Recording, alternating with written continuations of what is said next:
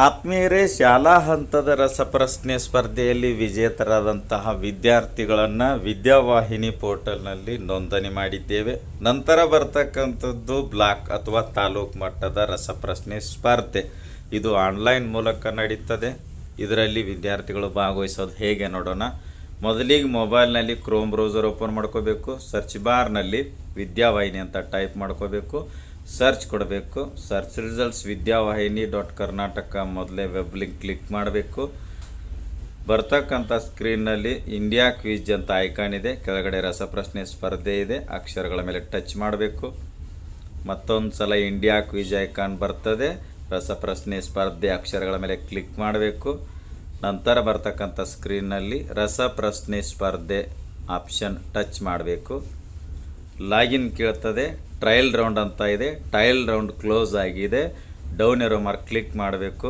Block ಮಟ್ಟದ ಸುತ್ತು select ಮಾಡಿಕೊಂಡು SATS ID ಕೇಳ್ತದೆ. ವಿದ್ಯಾರ್ಥಿಯ STS ನಂಬರ್ ಕೊಡಬೇಕು. ಸ್ಟೂಡೆಂಟ್ ಪಾಸ್ವರ್ಡಲ್ಲಿ ರಿಜಿಸ್ಟ್ರೇಷನ್ ಟೈಮಲ್ಲಿ ಕ್ರಿಯೇಟ್ ಮಾಡಿಕೊಂಡಿರುವ ಪಾಸ್ವರ್ಡ್ ಕೊಟ್ಟು enter school HM Vidyavahini password ಅಂತ ಇದೆ.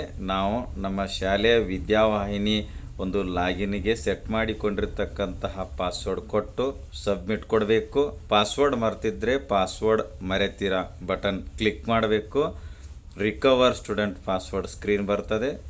SATS ಸ್ಟೂಡೆಂಟ್ ಐಡಿಯಲ್ಲಿ ವಿದ್ಯಾರ್ಥಿ STS ನಂಬರ್ ಫಿಲ್ ಮಾಡಿ ಸೆಕ್ಯೂರಿಟಿ ಕೋಡ್ ಕೊಟ್ಟಿದ್ದಾರೆ. 5 ಅಂಕಿ ಸೆಕ್ಯೂರಿಟಿ ಕೋಡನ್ನು ಈ ಬಾಕ್ಸ್ನಲ್ಲಿ ಕೊಟ್ಟು ಸಬ್ಮಿಟ್ ಕೊಡಬೇಕು.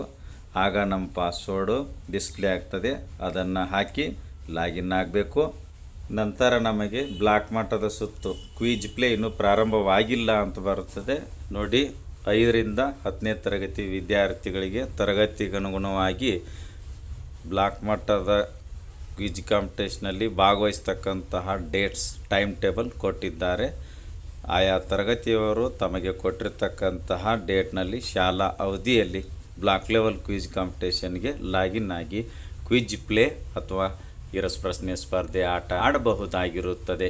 ವಿಡಿಯೋ ಇಷ್ಟ ಆದರೆ ಲೈಕ್ ಮಾಡಿ, ಉಪಯುಕ್ತ ಅನಿಸಿದರೆ ಶೇರ್ ಮಾಡಿ. ಈ ರೀತಿ ವಿಡಿಯೋಗಳಿಗಾಗಿ ಚಾನಲ್ಗೆ ಸಬ್ಸ್ಕ್ರೈಬ್ ಆಗಿ ಬೆಲ್ ಬಟನ್ ಪ್ರೆಸ್ ಮಾಡಿ ನೋಟಿಫಿಕೇಷನಲ್ಲಿ ಆಲ್ ಸೆಲೆಕ್ಟ್ ಮಾಡಿಕೊಳ್ಳಿ.